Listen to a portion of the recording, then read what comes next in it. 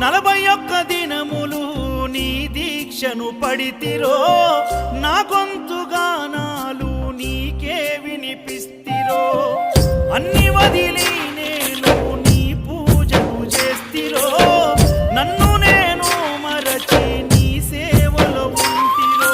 భక్తితోని భజన చేస్తూ బయలుదేరితి, శక్తినిచ్చి నన్ను నడిపించు శబరికి. నేను అలసిపోతిని నిన్ను చూడలేనని, నీ భక్తుడైనా నే బాటసారిని. క్షణముండలేను తండ్రి, నేను తల్లడిల్లిపోతి, ఈ పాదయాత్రలో నీ దరి కాననైతిని. ఎంత దూరం